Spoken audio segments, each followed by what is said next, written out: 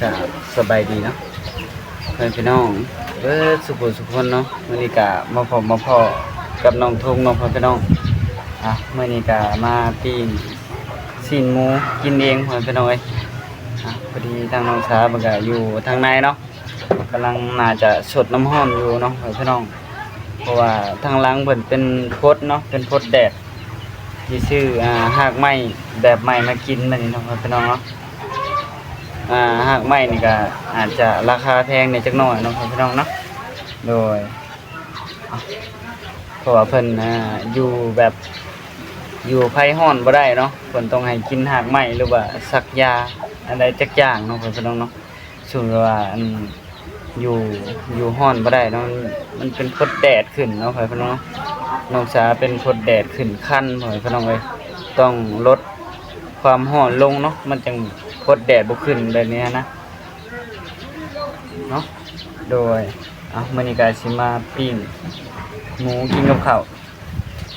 เห็นแล้วน้ำลายพี่น้องอยากข้าวแล้วตอนนี้กำลังปิ้งอยู่เลยพี่น้องมากินชิ้นหมูน้ำน้องทงเนาะพี่น้องมากินชิ้นหมูน้ำน้องทงเด้อเนาะพี่น้องเนาะโดย2ปิ้งเลยเนาะพี่น้องเนาะตอนนี้ใกล้สิสุกแล้วแหละอันนี้ก็ทางน้องทงกับปิ้งได้โดนเติบเลยเนาะทางในทุ่งปิ้งอยู่นอกเนาะเพราะว่าย่านทางสาวน้องสาวเพิ่นย่านสิกินหมูบ่ได้ทางน้องทงเลยเอามาปิ้งอยู่นอกพี่น้องเพราะว่ามันพิษเนาะกินหมูแบบนี้พิษพี่น้องพิษกรรมได้แต่ไก่ดำมันบ้าไก่ดำปลาอีหยังแหละกินได้อยู่เนาะพี่น้องเนาะแบบไก่ลาดธรรมดานะบ่แม่นไก่พันธุ์อีหยังเนาะพี่น้องเนาะแม่ม่านก็ได้เพิ่นเหมือนแม่ม่านไหมแม่ลูกอ่อนพี่น้องเอ้ยทางคงก็มักว่าผิดไปเลยเนาะก็ต้องขอโทษขออภัยเด้อแม่ FC ทางคงก็อาจจะบ่ฮู้แน่นั่นแหละเนาะพี่น้องโดย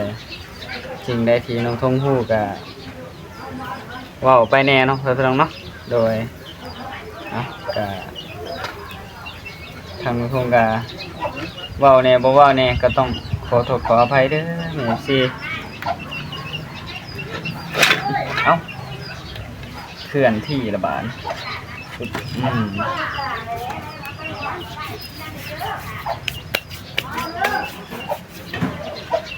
ทางนี้ผัด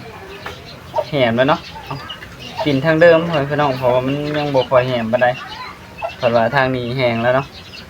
ทางนู้นทางโดนแต่ละทางนี้ก็เลยแห้งเผาปิ้งหมูก่อนพี่น้องเอ้ยทางน้องสาวเพิ่นก็กินปิ้งปลาได้ปลาแบบแถวนาเนาะกับไก่ดำแล้วก็เป็นไก่ลาดธรรมดาพี่น้องเอ้ยเพราะว่าปลาแถวนี้ก็หลายอยู่ดอกเป็นแบบยังเป็นปลาอันธรรมดาเนาะเป็นบ่อนปลาดุกพันธุ์หรือบ่อนปลาพันธุ์แบบนี้นะน้องพี่น้องเนาะโดยนี่จะแบบปลาหน้าอีหยังอะไรเพิ่นกินได้เนาะพี่น้องเนาะแบบปลาธรรมชาติเนาะ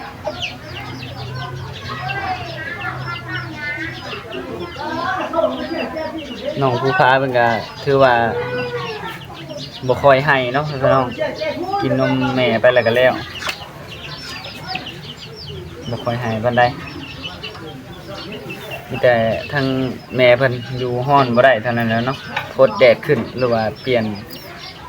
หากไม้ใหม่เปลี่ยนหากไม้แบบแก้แพ้เนาะพี่น้องเนาะบางทีอาจจะได้เนาะมีแต่เปลี่ยนหากยานี่ก็อาจจะแพงแหน่จักหน่อยเนาะพี่น้อง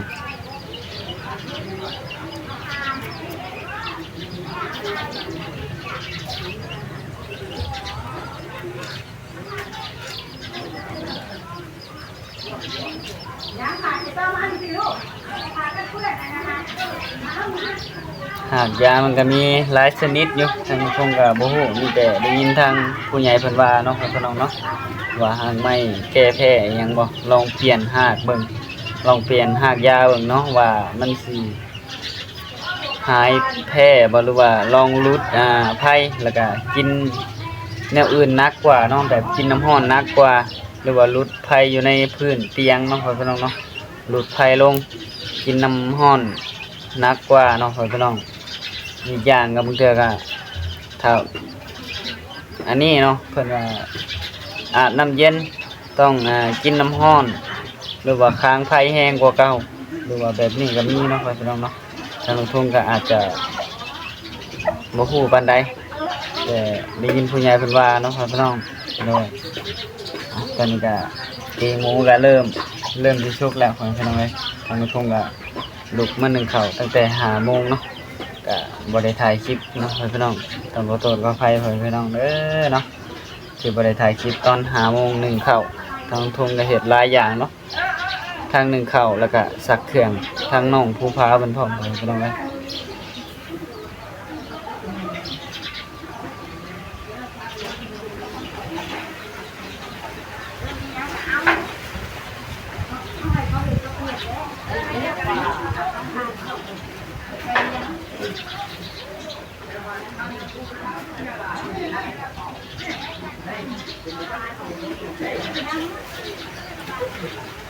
แกงต้มหยังนี่เฮ็ดบ่เป็นเนาะพ่อพี่น้องทางลงทุนกับแบบแกงแบบต้มหยังก็เฮ็ดบ่ค่อยเป็น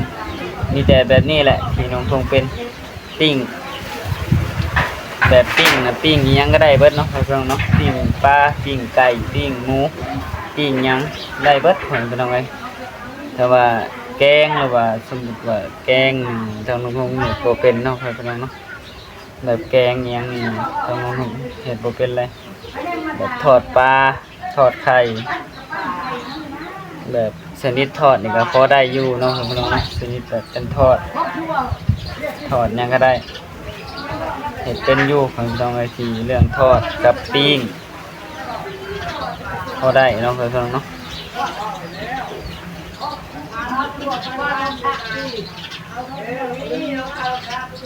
เรื่องลาบอีหยังนี่ก็เฮ็ดบ่ค่อยเป็นมาเบิ่ง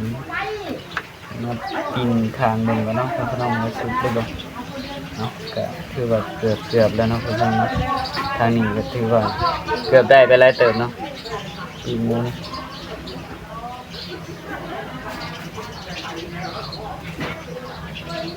ทางลุงพ่อทางลุงสาเพิ่นก็กินเรียบร้อยแล้วเนาะทางลุงทงก็ปิ้งไก่ให้เพิ่นพี่น้อง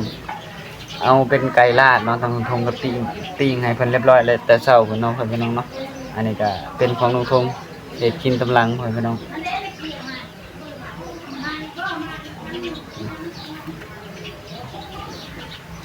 ถือว่ายาวขึ้นแล้วเนาะอันนี้ก็ได้มีเวลาไปตัดอยู่ว่างๆหมดแล้วเนาะจะค่อยจะไปตัดผมพี่น้องเอ้ยอันนี้ก็ยาวแล้วถือว่าหลังคานี่ดกเกินเนาะพี่น้อง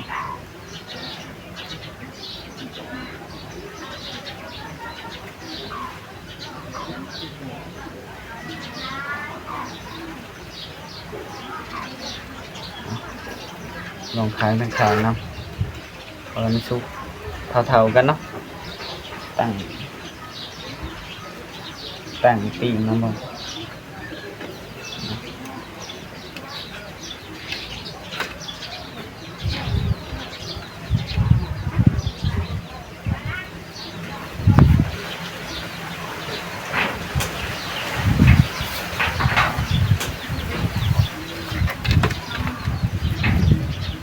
ถอดใหม่เนี่ยเอาไป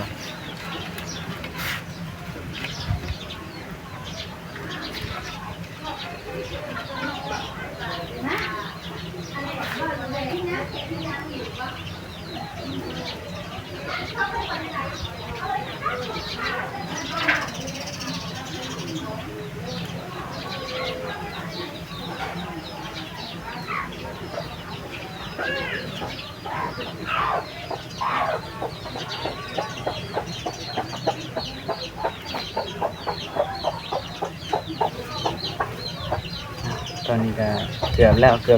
อบสิสุกแล้วเนาะพี่น้อง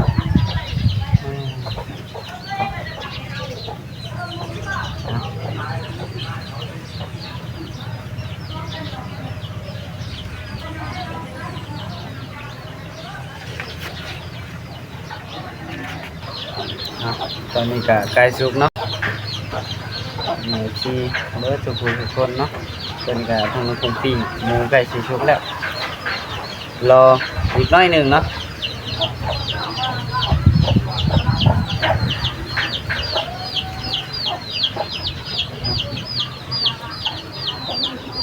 ลงตีนมันตีนข้าง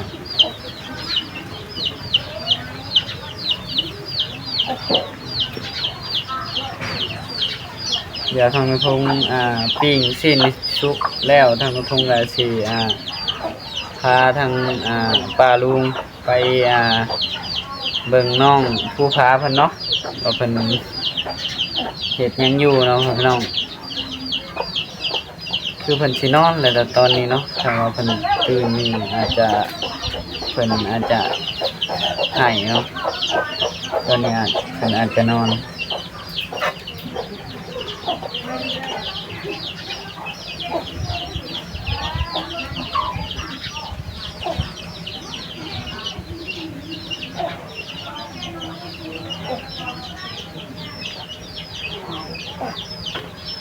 เพิ่นตื่นมาเพิ่นก็บ่มีหยังดอกเพิ่นเอาไว้ทางน้องผู้พามันก็ได้เพิ่นตื่นมานี่บ่แม่นว่าเพิ่นเฮ็ดมันนอนเพิ่นเปียกเพิ่นก็เลยตื่นเท่านั้นแหละเนาะทางน้องผู้พามันก็ได้บางเทื่อเพิ่นก็หิวนมแน่เพิ่นก็ตื่นมา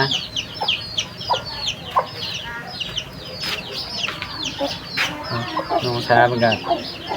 ออกมาส่องน้องทงเลยเป็นยังน้องสากินข้าวอยู่ไหม มันไปเอาไปยัน ฮะอะไรก็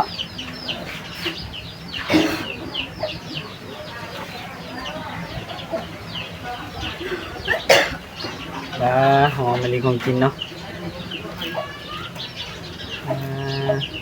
ป่าลุงเบิดสุกคนโอ้เป็นอะไรสีมือของน้องทงเห็ดปิ้งครั้งแรกเนาะเพื่อนน้องเนาะครั้งแรกที่มาปิ้งอยู่ทางบ้านน้องสาส่วนหลายทางน้องทงก็บ่ค่อยได้ปิ้ง เดี๋ยวไอ้ลูกหวยร่างหวยไอ้หวย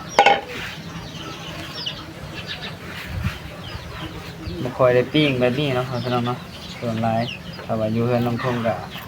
บ่ได้ค่อยปิ้งหมูปิ้งหยังดอกส่วนหลายทางน้องทงก็กินแบบเป็นไข่หรือว่าอิหยังต่างๆเนาะเพื่อนเนาะปิ้งปลาปิ้งหยังนี่แหละทางน้องทงกินก็ได้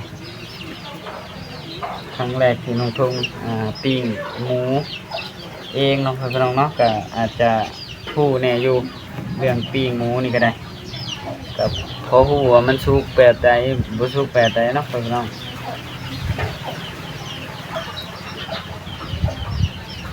แนวใดเฮาบ่เป็นเฮาก็พยายามเรียนรู้เอาไปนี่แหละเนาะ ใช้ไอ้ลูกไม่สุดเลย เกือบแล้วจักหน่อยเดียวจะสุกแน่น เจ้าหันเอาก่อนสบายดีเด้อทุกคน เอาตอนนี้น้องชาคือว่าเสียงเบาแท้เนาะคือว่าเสียงเบาแท้ฮะเป็นอะไรสดเบิดระบบน้ำหอมตัวนี้หมอตัวนี้แต่ตอน5 โมงก็ยังบ่เบิดบ่ 5 โมงใส่6 โมง6 โมง ค่อยเริ่มต้มตั้งแต่4 โมง ยังต้มอีกจ้ะ นะ คอยเจออีกต้มเลย ค่อยนี่ต้มค่อยเริ่มต้มตั้งแต่4 โมง คอยตื่นว่า5 โมงแล้วคอยจะแบบหนาว6 โมง แล้วก็ค่อยต้มน้ำมาบี ฮะต้มน้ำอะไรกัน ต้มไว้พร้อม เธอคือจะควางจะได้เนาะ ชักเครื่องให้ นอนภูผา ชักเครื่องให้น้องผู้พายอีก ถึงเต็ม โพดเต็มแขนเนาะ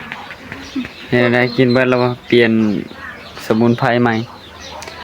ทางอันไปพุทธนี่แหละว่า เดี๋ยวสิพาป้าลุงเบิ่งหลังน้องสาเนาะพี่น้องเพิ่น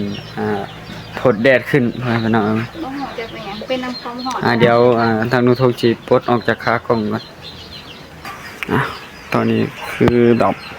เป็นฟดอีหยังจักอย่างเนาะพี่น้องเนาะ ตายแห้งไหนโถ โอ้เป็นตุ่มเต็มหลังเลยพี่น้อง เต็มขาเต็มอัน โอ้ นี้เบิด แถวนี้ก็เต็มหมดเลย เต็มพวกสะโพกหมดเลยนี่ เนี่ยแข้งขาอีหยังก็เต็มหมดแหละเพราะว่ามันเป็นแบบอยู่กับความร้อนบ่ค่อยได้เนาะพี่น้องเนาะแบบนี้แบบมันเป็นพดคือเป็นแบบคือพดแดดนี่เนาะ ยาหาเขามีอยู่ยาแบบยาเขาอยู่อันนั้นเย็นเด้หากไม่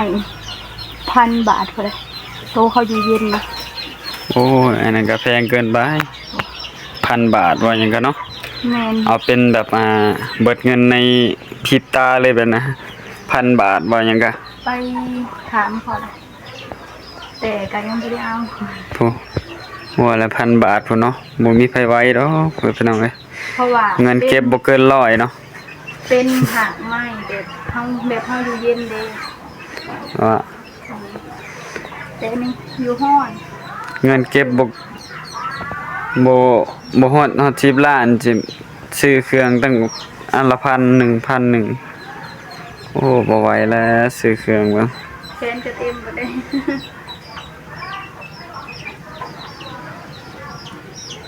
เชื่อเครื่องฮ้อนนี่ก็ถือว่าแพงเติบเนาะหายากช่วงนี้ก็ได้ ขนาดซื้อนี่หากไม้ห้อนยังแพงเลย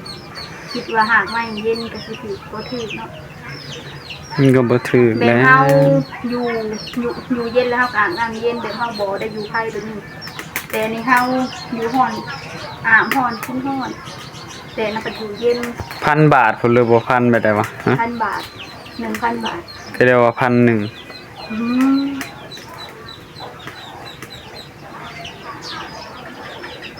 1,000 บาทจักล้าน อืม จักล้าน 1,000 ป บาท ระมาณ600,000ป้าย600,000ป้ายเป็นเงินกี่มื้อ1,000 1,001 โอเค เจ้าว่า1,000 บาท แล้วก็1,000 บาทเลยเอาผิดเลยนะ 1,000 บาท อืม 1,000 บาทน่ะมันตกอยู่เท่าใดเงินกีบเฮาบาทนี่ ก็600,000ป้าย เรื่องเจ้าสิกินน้ำร้อนบ่หรือว่าจังได๋ ขอหยุดก่อนนะคะ เหมาะเอาโอเค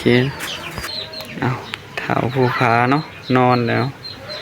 บ่กวนเพิ่นดีกว่าเนาะพี่น้องเนาะเพิ่นกำลังนอนพี่น้องเอ้ย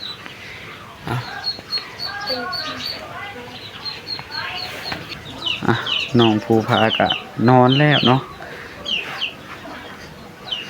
ตอนนี้ทางทงก็สิได้จบคลิปไว้เพียงเท่านี้เนาะตอนนี้ก็ทางน้องสาเพิ่นก็นอนพักพี่น้องเอ้ยเพราะว่าเมื่อคืนนี่ก็น้องน้อยเพิ่นก็ให้อยากกินนมตลอดก็เลยลุกมาป้อนนมแหน่ก็เลยแบบอยากนอนแหน่เนาะก็ให้น้องสาเพิ่นพักผ่อนแล้วก็จักหน่อยนี่ก็